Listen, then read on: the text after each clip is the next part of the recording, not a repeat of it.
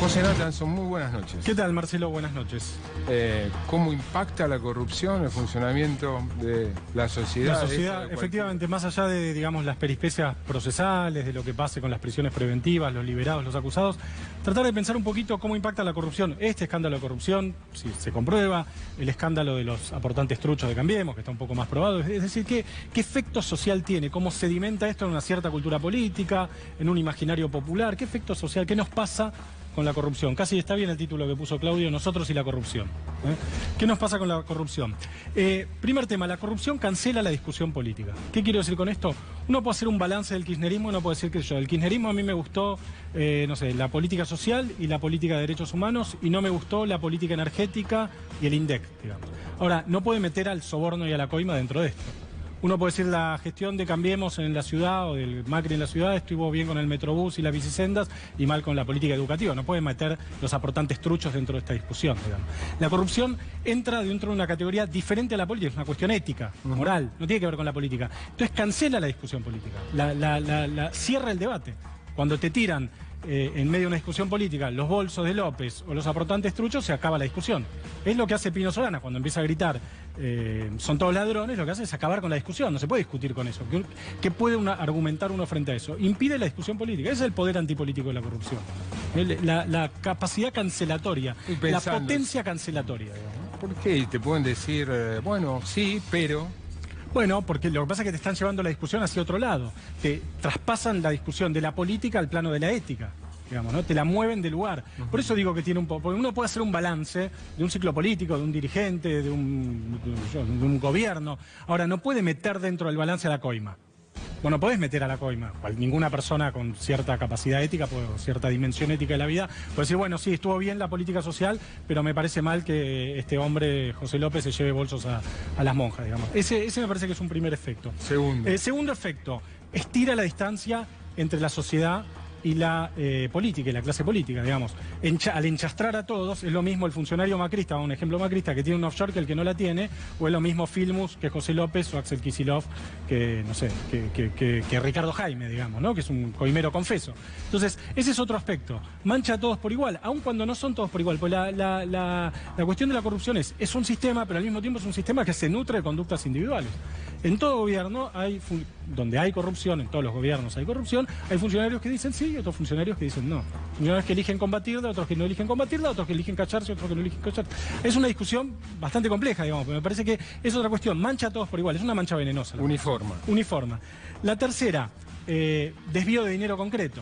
O sea, hay plata que debería haber ido a la corrupción y que se llevó López o quien sea a su casa o una campaña política, digamos. Eso es concreto. Hay un hilo rojo que conecta a Ricardo Jaime con la tragedia de Once, por decirlo algo, con el estado de las vías y la seguridad ferroviaria en la Argentina. Ahí hay algo concreto, digamos, ¿no? Igual voy a decir algo políticamente incorrecto. Desde el punto de vista, claro, que uno no puede cuantificar el daño enorme, gigante, no cuantificable de las muertes de Once. Sí. Al punto de vista de desvío material de fondos, de dinero concreto, es mucho menos la corrupción de lo que figura en el imaginario. Siempre es menos de lo que parece. Incluso los cuadernos, ¿cuántos son? 300 millones de dólares que dicen en total. Lo que proyectan. Para el presupuesto total del Estado no es significativo, digamos. De todos modos, son recursos que deberían haber ido a otro lugar.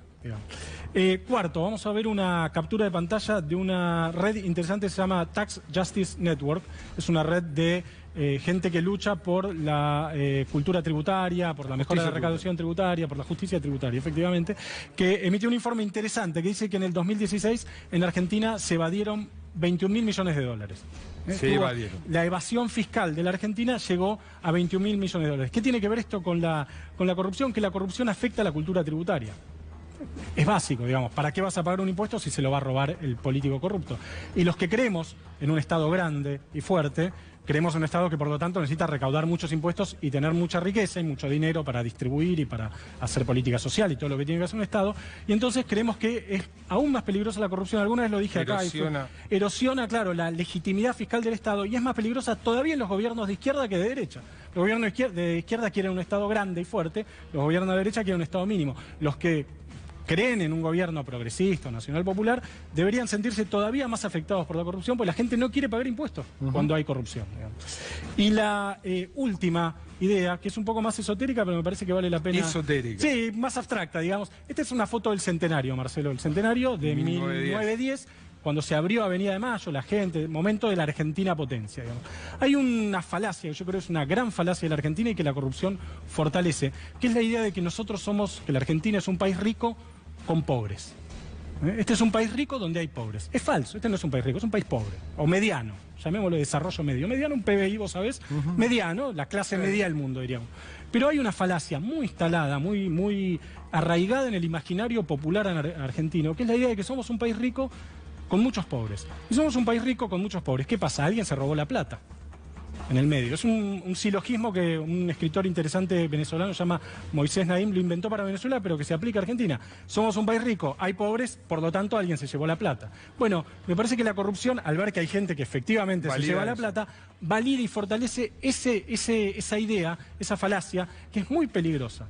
Muy peligrosa, porque si vos decís, bueno... No es lo mismo un país rico que un país con recursos. Efectivamente, no es lo mismo un país rico que un país con recursos, y tampoco son tantos, hay recursos, pero tampoco son tantos los recursos. Digo, la idea de que somos un país rico y que hay pobres y que por lo tanto el problema es que alguien se robó la plata, y vuelvo con esto al principio, es una idea muy peligrosa, porque lo que hace es cancelar la discusión política. Nosotros no somos un país rico donde hay pobres, somos un país de desarrollo medio que tiene que cobrar más impuestos, hacer un montón de cosas que se tienen que discutir políticamente, y la corrupción lo que hace justamente es impedir esa discusión política.